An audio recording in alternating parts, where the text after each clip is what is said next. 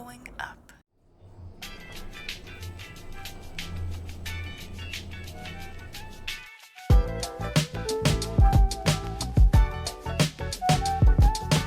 Elevator systems. Bowen Family Systems Theory in brief for a life of learning.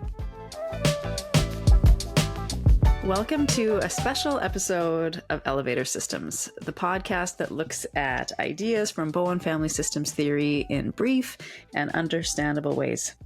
Welcome, Katie. We're back at it. We're back at it. It's so nice to be back. Yeah. Are you feeling mildly overextended on day one of recording? Always. We're such a good team. So at the end of May, Living Systems had their annual general meeting in Vancouver, and Katie came up with this bright idea to do a live recording of the podcast as part of that meeting. Yes, those who have spent 2 seasons with me know that I enjoy the energy of an experiment. And I thought this would be a really interesting experiment to see what's different about being live in person recording the podcast. Yeah. I thought it was perfect because I got to go to Vancouver again, which was fun. And I had this idea for a special episode for quite a while. I had a client who had listened, I think, through the whole podcast. And she came to me and asked, what is this relationship system you guys keep talking about? And I thought, boy, I was like, dang it, I wanted that to be clearer. And also, it's a really, really important question. Yeah. And the value of having people listen and provide some interesting questions back. So I think that was a useful thing to take away too, is if you have questions that are coming up, please let us know. Mm-hmm. Yeah. It's good to know, where there could be more clarity, I think, especially on these foundational ideas. So Katie and I decided to gather some guests and ask for elevator pitches on how relationships are systems, especially what Bowen theory calls emotional systems. And I was wondering, Katie, we've recorded this already. Is there anything else you wanted to say about that question? How important it is to the theory? Something you thought got missed in the episode? Because we don't want to record a whole other episode right now. I think there could always be more said about this foundational idea, because I think it underpins really understanding the family and relationships as systems rather than just a bunch of individuals that are bumping up against each other. Right. So really, I appreciate the effort to try and continue to get at that interrelatedness, that reciprocity that exists between humans. Yeah. One thing I thought could maybe have been said overtly is that relationship systems are everywhere. Yeah. So you have relationship systems at home and at work. It's the Stanley Cup right now on or around sports teams, politics, religion. I read an article last year about how people's physiology syncs up at like a classical music concert. We all know how we sync up at a football game or at a action movie, that kind of thing, or a horror movie. But this is happening all around. And I appreciated that at the end of the podcast recording, Ron says, this is an emotional system right here. Yeah.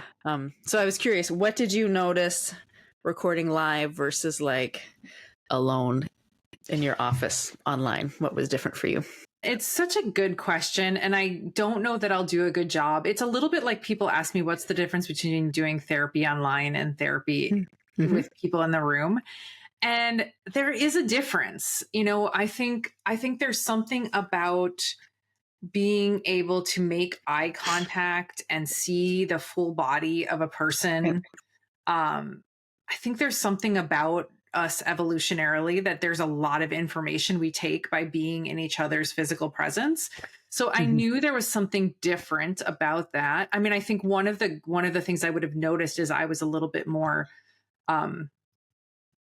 keyed up than maybe just sitting in my house, in my corner of my room that we do here with the thing I noticed is my lovely pile of notes that I often have on my lap here, and how easy my setup here is to look down, and where I felt more, maybe pressure is the right word, to look and engage with the audience in front of me. So I just think there is something different. And then all of the logistics that get involved with doing things in person versus that. Thank you, Dave Galloway. And it's a useful exercise, but also it does take a lot more forward thinking. Yeah. I noticed, well, as you were talking, I'm like, oh yeah, I can't just wear sweatpants and slippers like I am currently wearing when I record in front of an audience. Well, you could. Yeah, that's true. It's like, I don't know which is the solid self and the pseudo self in the top and bottom half of me. But anyways, that's why I love working online. Yeah. I noticed in me, what phrase did you use? I was going to say I get more hyper. Keyed up. That's maybe a kinder way. A little more energized, right? And so I think I was more inclined to ad lib. And then my default can be to overshare. And then So you know what I was thinking about when you said that? Do you think in person you put more effort into regulating your nervous system than you do online? There's more of a need. There's more. Well, I wonder if I don't. Okay. Because here's what I wrote. People commented that they liked some of the humor and sort of the casual back and forth of the episode. But then I definitely was up more that night thinking, oh, Dixie, why did you say that? Oh, like that kind of post-event anxiety. Yeah. Interesting. So, well, we have to do more of them because like I started a few seconds ago, like I think, what do we notice about the experiments? Do we get a little better? What's Bowen's old saying that he told that client to go back to their parents until they were no longer having their sugars shoot up? Right. What does it take to get our nervous system regulated in the face of others? Yeah. I was probably calmer than recording season 1, episode 1 last year. Yeah, right. There you go. Which is interesting. Yeah. I'm going to do a brief bio for the guests that we had on for that episode. I have their full academic biographies in the show notes, but here's just a brief one. So Lois Walker, she was on our societal emotional process episode last season. So she joined us again. Lois began her career as a nurse. She got a Masters of Divinity and then did 3 years of training at the Bowen Center. And she's been connected to Living Systems before it was even Living Systems for 35 years, teaching and providing clinical supervision. She is currently working towards retirement, which we probably all have some mixed feelings about. Yes. After all she's contributed. And she enjoys cycling, travel, gardening, music, and an appreciation for nature, which Katie was just saying. Lois always brings in those great nature examples, natural systems, which have been really useful to me. Yeah. Our other guest was Ronald Richardson. Ron worked as a pastor before becoming a marriage and family therapist and pastoral counselor. He is the former executive director of Living Systems, and I believe he's the person who brought Bowen theory to Vancouver, to Canada. This is correct? I don't know about Canada, but he definitely brought it to Living Systems, or what Living Systems was when he was working there. So yes, he got interested in Bowen theory and then started training people on it. Yeah. He's the author of many books on the application of Bowen family systems theory to organizations and relationships. He is now 85, which I will not look that good when I'm 85, but that's another episode. And he's been married to Lois Richardson for 58 years. And Ron says they are both only children, and that has made their marriage a lot of fun. Those are his words. And I do want to note the Lois he is married to is not the Lois that he's sitting next to. That is a good note. Yeah. And you can search Ronald W. Richardson on Amazon. I'll put some links up to see his books. I have some personal favorites. I nerded out and got him to sign my Polarization and the Healthier Church, which is a super important book for these days. And it's not just about churches. It could be applied to polarization in any context. And then he wrote a really fun one about the relationship dynamics in the writing of Jane Austen, called Jane Austen's Guide to Good Relationships, which might come in play later in this next season. There's a little teaser. Mm-hmm. So, Katie, do you have anything to add before we show the recording of our live episode, which doesn't really make sense, but that's what you're going to get, folks. So I was just really appreciating this experiment and journey that we're on. So thank you, Dixie, for continuing to think of these lovely creative ways that we can keep working at this. I think we already said how Lois brings the natural system, which has been useful to me. And I just wanted to note that, Ron Richardson always brings really useful examples to take this stuff out of academia or higher to bring it into real life. I mean, maybe that's the way I'll say it. Like, he just does a really good job of bringing the theory into real life. That has been so useful to me. So I hope people enjoy. Yeah. And today we started recording season 3. It is coming very soon in July. So keep an eye out for that. We look forward to being on the elevator with you. So we're going to do a special episode of the podcast, and Lois and Ron have graciously or foolishly agreed to do a little elevator ride with us. And the idea for today comes from a question I got from a client, actually, and she listened to the podcast and then she wondered, what is a relationship system?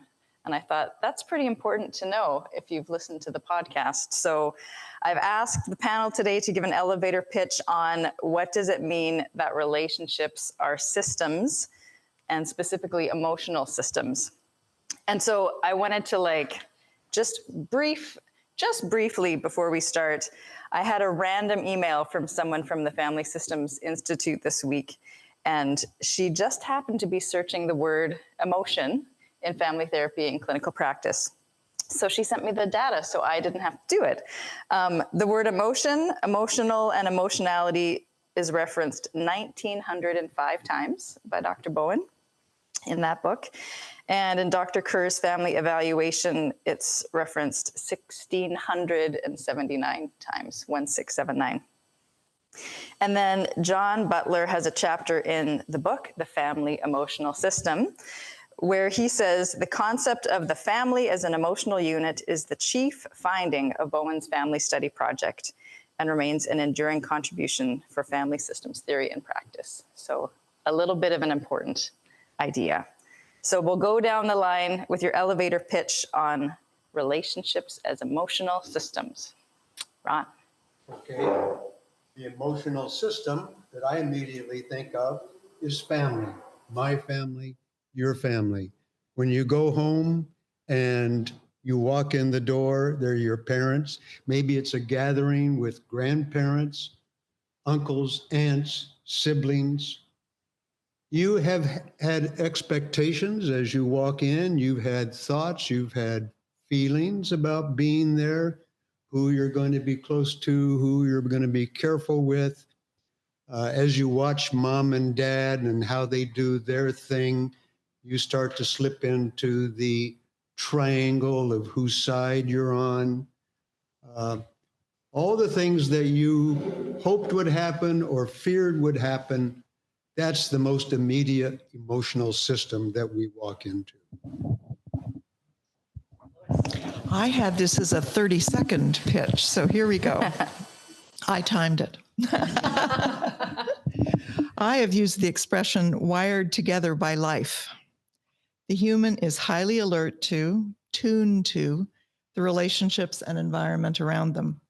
While this is adaptive, it is also very automatic or instinctual.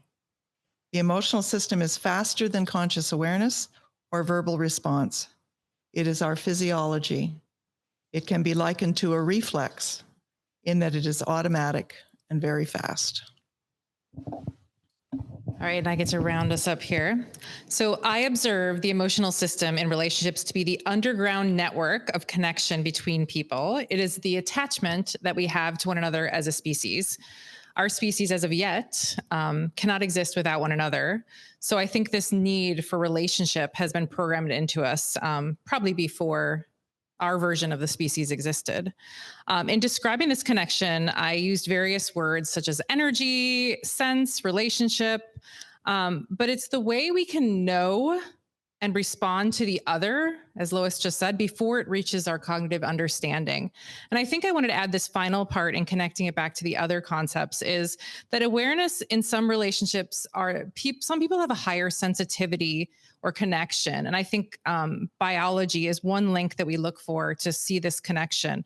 And I think where I tie it back to other relationships is that this will differ based on your level of differentiation, the sensitivity you might have to others in relationship. So that's where I'll leave it, and I'll turn it back to you, Dixie. This goes to the 70th floor with her pitch. I want Sears Towers kind of every time. My elevator pitch was relationship systems can be defined by the people you vibrate with. When something happens to a group, to your group, you feel it. You can vibrate by helping, caring, crying, getting angry, running away, standing still. But there is a vibration, and your vibration impacts the whole system, just like the whole system impacts your vibration. Or as the youths will say, the vibe. The vibe. I went to Dr. Bowen in family therapy and clinical practice, and I would say his pitch is the family is a system in that a change in one part of the system is followed by compensatory changes in other parts of that system. From Dr. Kerr, people often function in ways that are a reflection of what is occurring around them. They have precious little autonomy from their environment. The thoughts, feelings, and behaviors of each family member both contribute to and reflect what is occurring in the family as a whole. And he also says in Bowen Theory Secrets, the family is a naturally occurring system. The interactions of family members add up to a whole that is greater than the sum of its parts. And then I added Anne McKnight. The family, including extended kin, is the biological unit of human organization. The family system forms an emotional unit adaptive to stress and challenges of the environment. And then a couple from Roberta Gilbert, all that's necessary to create an emotional system is spending time together. And one of my favorites, anxiety that affects one affects all. Okay, so there's like 10 pitches. What do you all notice? Yeah. What do you notice? What's similar? What's different? What is highlighting? I think one thing that didn't get mentioned is that it's multi-generational. I had an experience where I took my mother and my aunt, two sisters, to a little country church that I could remember as a little kid seeing people buried at funeral services, and to the graveyard that was attached to the church. And I had thought of myself as being cut off from my family. I was doing this family work. And as we walked around the graveyard and saw family names from their family, and I would say, well, who is this? I don't know. I've never heard of this person. And there were like 6 people with the same family name representing cutoff right through the family. The multi-generational transmission process came to me through this kind of behavior. And I can talk about it from my aunt and from my mother in particular. I guess what I appreciated is I think that we have this view in theory and this understanding that there is this connection. I don't know that we know what it is, or if we can't go under an X-ray or an MRI and kind of see it yet. I think it's coming, but I appreciate that different people have used different words to really attempt to get at describing that connection, that way that you can have your mother walk in the room, or your sister, or your kid, or a relative. I had experiences recently where people were talking about their family and even going back to a place that was familiar to them, that they had this sense when they went back to a place that it had a familiarity. I think that's a little bit of that connection we're talking about.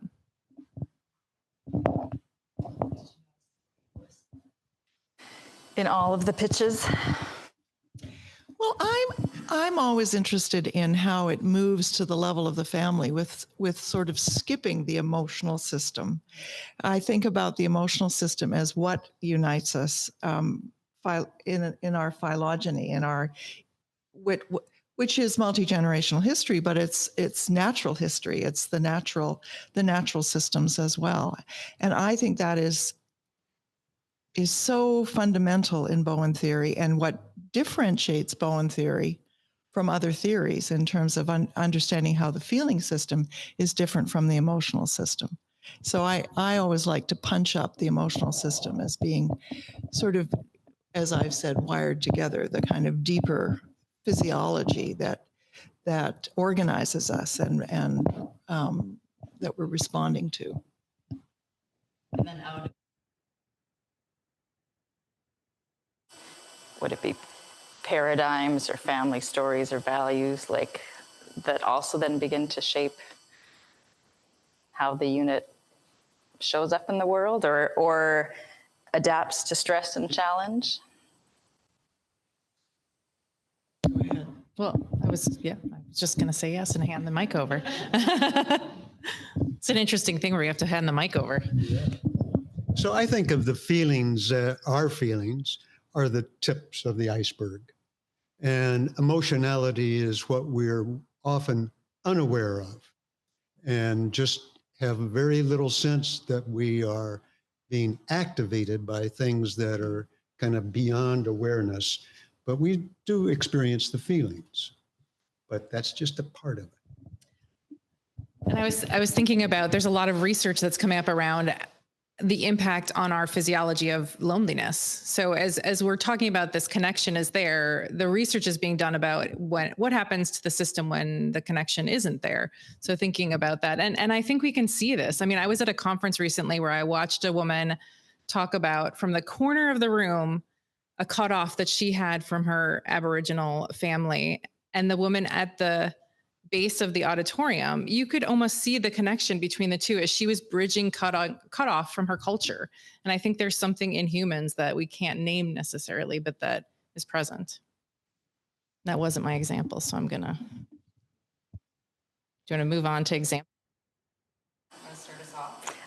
I do actually want to start us off. One of my favorite little books is Roberta Gilbert's 8 Concepts of Bowen Theory. It's teeny. I brought it along to read on the plane.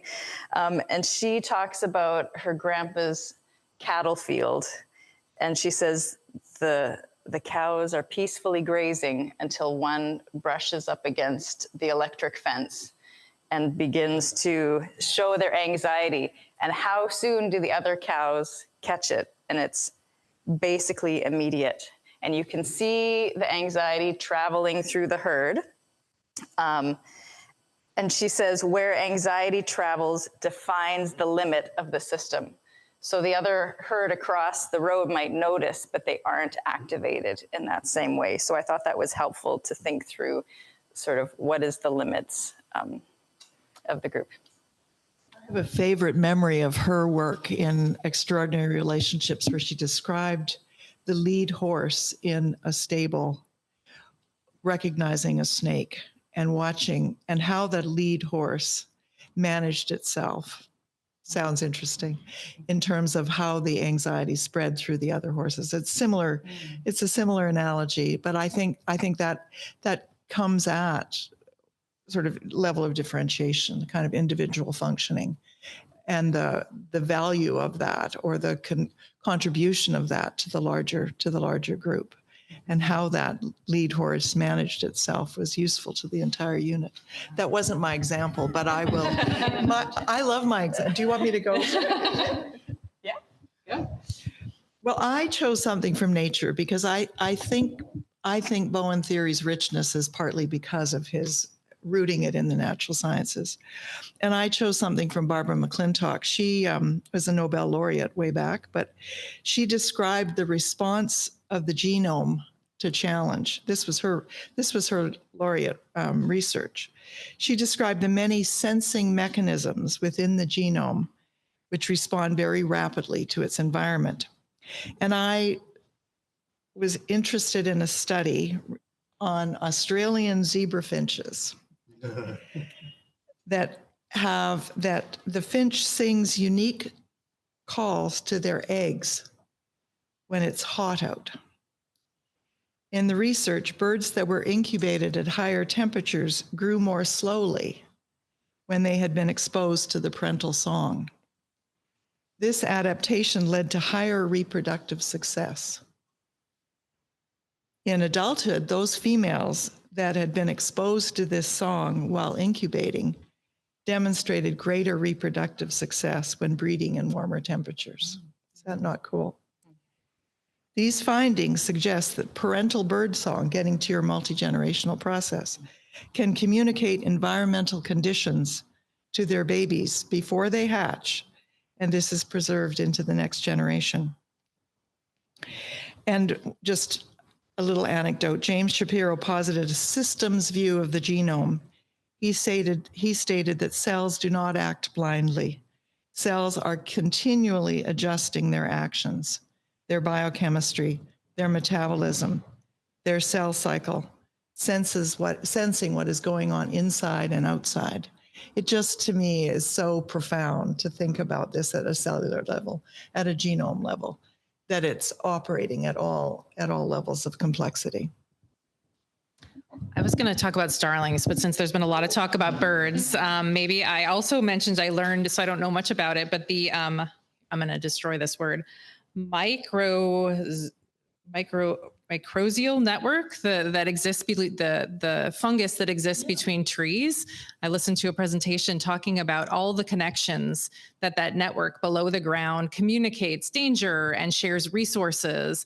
And it all happens even when they're not touching each other. So I think it's just so wired in life. I think that I was appreciating as I was thinking about this concept is so wired in life and relationship to be connected and be resources to another. So I appreciate all these lovely examples from nature. We'll turn to you, Ron. What was your example? I'm going to stick with the family. There you go. I grew up with a mother, just my mother, who never asked questions. I did not get, what did you do in school? What did you do after school? She worked full time, so I was always on my own. She showed next to no curiosity in my life. There were good things and bad things about that. But asking questions was almost a taboo thing. I knew I was not to ask her questions, and she was not to ask me questions. Not that it was my insistence, she just didn't. So I started doing my family work, and I'm asking questions. And my aunt and my mother say, Ronnie sure is asking a lot of questions.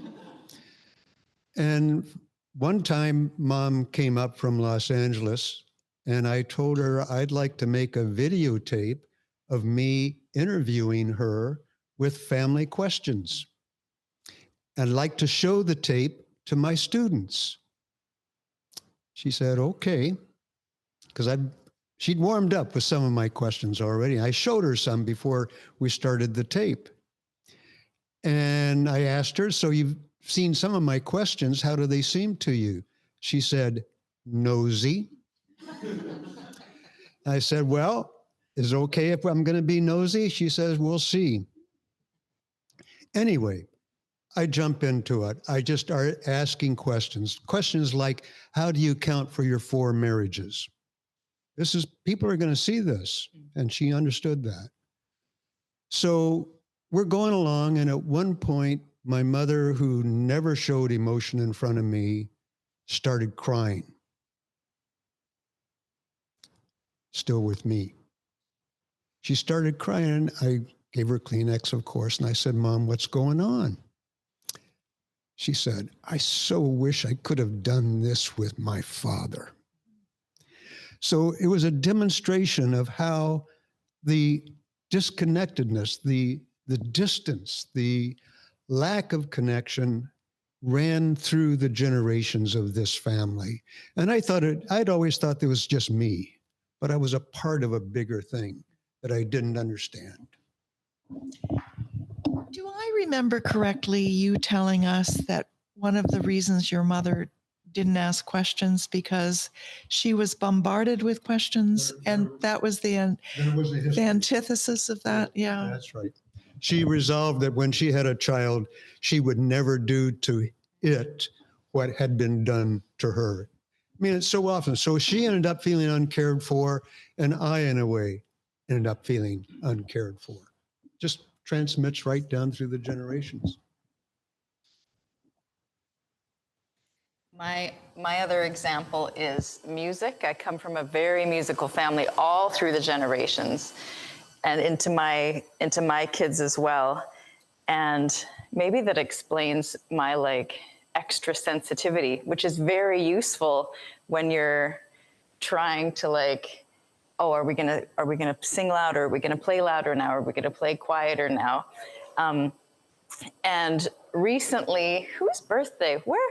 I don't know whose birth. No, anyways, sometimes we sing the blessing. That's what we were doing. I was at my parents' house and my uncle is there, my dad's brother, and he sings in a professional singing group. Like he is a singer, but it was just the four of us, which means there ought to be 4-part harmony, right? That is the rule, 4 people, 4 parts. But he wasn't from our group. So we didn't quite know how we how we jive together. And so we didn't do 4 parts the way I would normally have high expectations of it. And I thought that was interesting that, you know, in our family, we can work together and be very, very sensitive musically. And then we can be very sensitive in other ways that is less beautiful and harmonious. A question for me that you're getting at, where I was thinking about maybe someone who's listening to this, so we can ask our panel, is what goes into becoming a part of that system? I think family is something we're going to talk about because we're thinking Bowen family systems theory, but who gets included in the clan? Like how, your uncle is part of the family, but obviously there is a more intense connection in a nuclear family. I don't know what the current term we're using, if we've gone past that one, or, what that extended family where there is different sensitivities. So I thought I might throw that out as we're thinking of our examples is how, is it time? I can think of people that have been in my life for, 30 or 40 years that I'm pretty sensitively attuned to, that they're not part of my biological connection. So I was curious if there would be any thinking of the panel about what goes into that relationship that it becomes part of the system. Putting you on the spot. Oh. So I'm this lonely kid down in Hollywood, California, trying to figure out what he's going to do. And a person from a church invites me in. And then I got in tight with a bunch of guys, and I began to find a direction in life through that. But 5 of those guys are still a part of my emotional system right now. I can think about, I talk with them, I know what's going on in their lives. Luckily, we're all the same age and we're still all alive, but they are powerful in my life. That's what we're talking about. I was just thinking about this theory, how this theory has somehow united or galvanized. Is that part of what you're getting at? Is how do we become connected? Yeah. Okay. What are the factors that go into it other than being biologically connected? I've had students ask that, right? A married couple at the beginning, they're part of a system, but they're probably go into developing more sensitivity over the years with each other.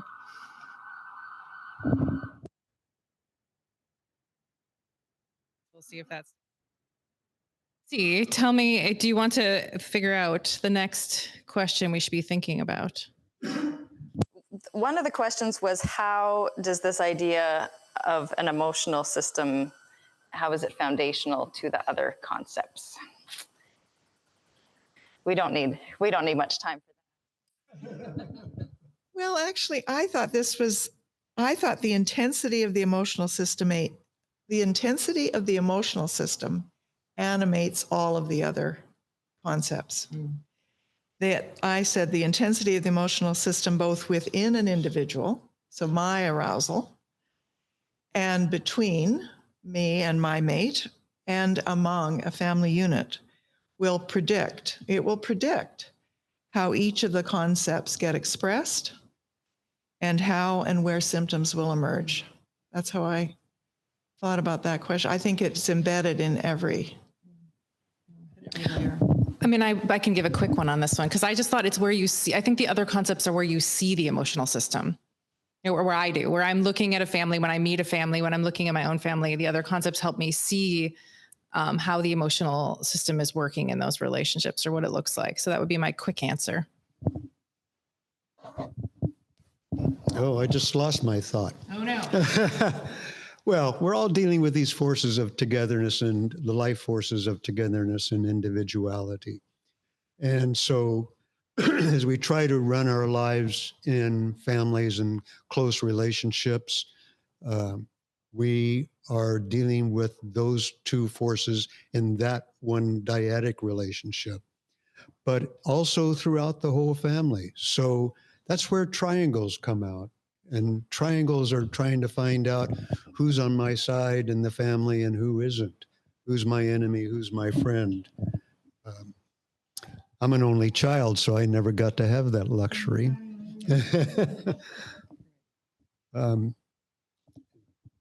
Yeah, my thought was that the concepts describe these very intricate but also predictable ways that a system functions. That's as anxiety increases and decreases. Well, what about takeaways for people? What would you suggest people think about when they're out in the world, or other good books to read about it, or what's a takeaway? My takeaway is always consistent. So I'll go first, which is to observe. I think this is another one where I think, observing yourself in these moments. I was thinking this topic specifically gave me a little reminder to slow down for myself, to slow down enough to observe, because I think that I can move past things quickly and not catch some of the signals that are going on in my emotional system. But I also sit with clients who I know that their sensitivity to others can be very, very overwhelming. So just to also know that slowing down for them might be pretty unpleasant. So just to think about getting more information about their emotional system through observing themselves. Lois, I'll turn to you. I had a couple. I thought the takeaway would be manage myself, not other, which is anybody who knows me difficult to do, and keep my eye on my own arousal. I had another one, which was move toward the relationships that I am most avoiding. Move toward those relationships. And the third one I had that as a takeaway was know how you think when you are running anxious. What is predictable about how you think, about how self-critical you are, how paranoid you are, how self-deprecating, etc. So those were my. Yeah. Whoops. Check your arousal. What, me paranoid? So differentiation of self is, of course, where we all want to be heading, ideally. And I was lucky enough to be at Bowen's last interview, which was in Los Angeles at a AMFT national conference. There are a couple of thousand people there. And Dr. Doherty was interviewing him. And at the end of the interview, he turned to Dr. Bowen and he said, Dr. Bowen, is there anything as we close that you would like to say to us? And Bowen said, yes. And he just turned to us in the audience, a couple of thousand people. He says, folks, We have all inherited a lifetime of tribulation. We all have. There's the multi-generational thing. We've all inherited this tribulation. Try to figure it out. Do the best that you can with it. And when you think you've got the right way to go, do your best to make it happen. So he didn't use any of the jargon of his theory, but it's all right there in that little final thought. He was dead a couple of days later. Well, I think that fits nicely with mine. My question was for people, where can you observe the boundaries of a relationship system? And I thought it was so interesting thinking about media from the 1900s to today, going from the newspaper to the radio to the television to the immediate every second play-by-play.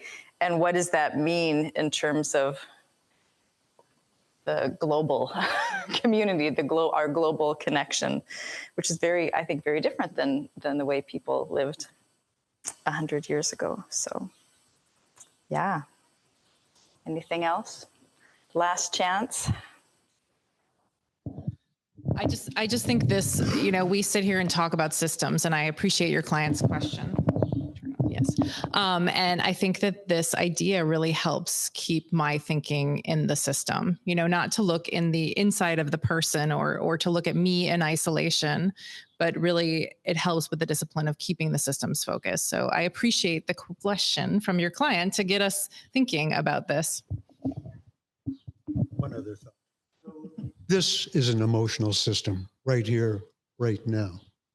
And for me to be a part of this for almost 50 years, to be here, to see it growing, to see you folks being engaged in it, it does something to me. Well, I was going to say, Katie, your question, how do you know you're part of a system? It was like, I knew I was getting more connected with living systems when I was sure everyone thought I was an idiot. That's my cue. It's like, they must be important to me. So.